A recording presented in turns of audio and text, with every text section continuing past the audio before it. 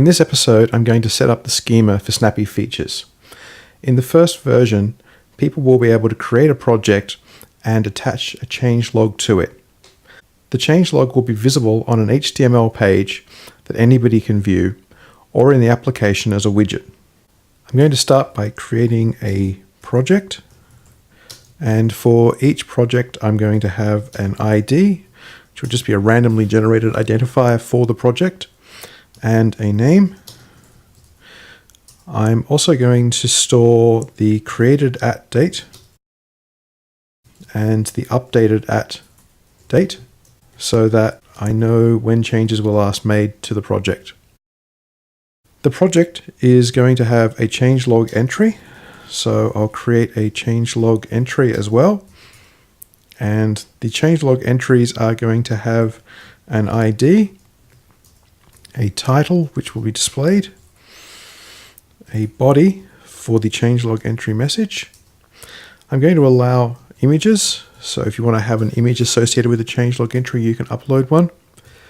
A link, in case you want to link to a blog entry or some other page that has further details.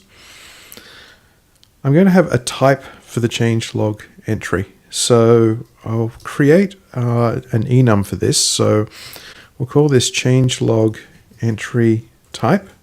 Now I'll need to create an enum up here, and I'll call this changelog entry type.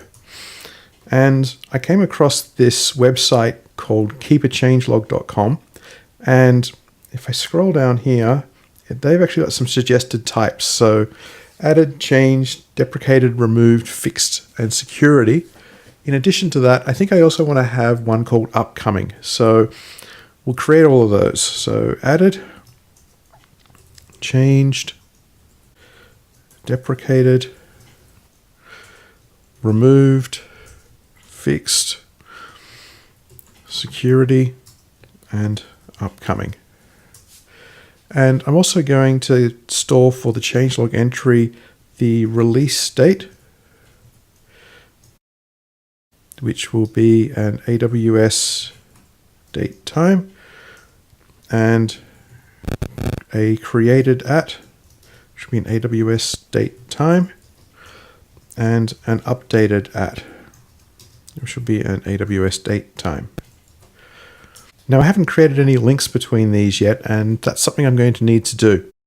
It's really tempting to simply go something like all changelog entries and then make that an array of changelog entry.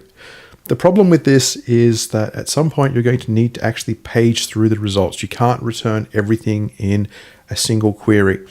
So to deal with that, I'm going to do a couple of things. The first is I'm going to have an after parameter, which will be an AWS date time. So this allows me to pull all the changelog entries after a certain date time. I'm also going to have a next token, which will be used with DynamoDB to do pagination. And I'm going to have it actually return a changelog entry connection instead of an array of changelog entries. The reason I'm going to do that is if I create a new type up here, a changelog entry connection, it's going to have items, which will be the changelog entries themselves, or the array of them, and it's going to return a next token, which will be of type string. So now when I go and request all the changelog entries after a certain date, it's going to return this object instead. This will give me access to the actual items that were returned, as well as the token I need in order to paginate and go to the next page. Projects are going to have a similar thing. I'm going to have a get project, which will return a single project, and I'm going to have all projects, and this will take in a next token, which will be allow me to page through my projects, and a string, and it's going to return a project connection. And my project connection is going to return items, which will be an array of type project, and it's going to return a next token so that I can page through them. Now what this will allow me to do is to have a page where I can display all of my projects, and it will also allow me to get the entry quickly for a single project. So far we've got the ability to get the projects and get the entries for a project. What we don't have is the ability to create a project or update a project or create and update changelog entries. In order to do that, I'm going to need to add a mutation. So we'll add a type mutation. And I'm going to have a couple of things here. So I'm going to have a create project, which will have as its input a create project input, and it's going to return the project that was created. And I'm going to have an update project, which will take in an update project input, and it's going to return a project as well. And I'm going to have a delete project, which will take in an ID, and I'm just going to have it return a Boolean, so indicating true or false for it. I'll do the same thing with the changelog. I will have a create changelog entry, and it's going to take in the input create changelog entry input, and it's going to return a changelog entry. I'm going to have an update changelog entry, which will give me take an input, and that will take be of type update changelog entry input,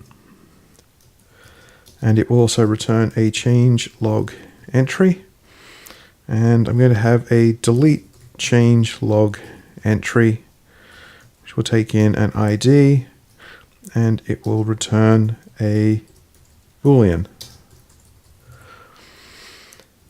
And I'll add the mutation to my schema. Now I need to define all of these new input types that I've created.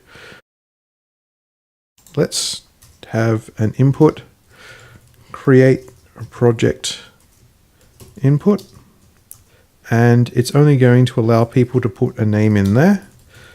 So we'll do that, and I'm going to have an input update project input, and it's going to take in an ID and a name.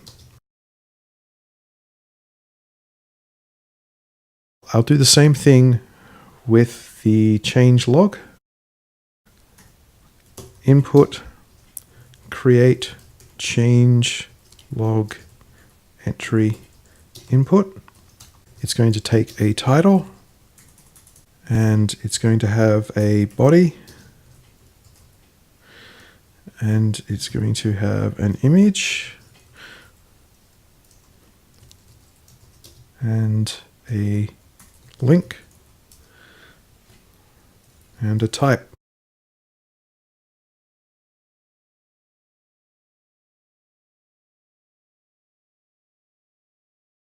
And I'll also set the release date.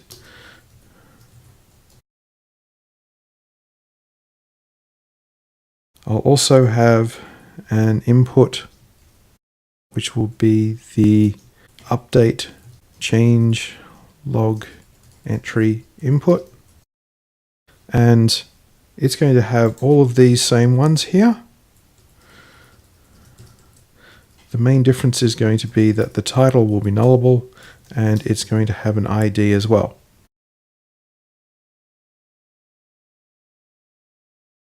Now we have a query which allows us to get an individual project or get all projects. For the project, I can get the name.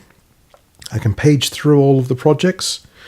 Now from the project, I can get all of the changelog entries for a particular project after a certain date time. So this is useful if I'm displaying a widget. Maybe I only want to display the changelog entries that have occurred since the last time the user logged in. So let's save this now.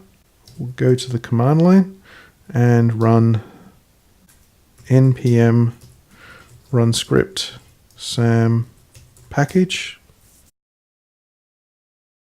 Once it's finished packaging it, npm run script SAM deploy.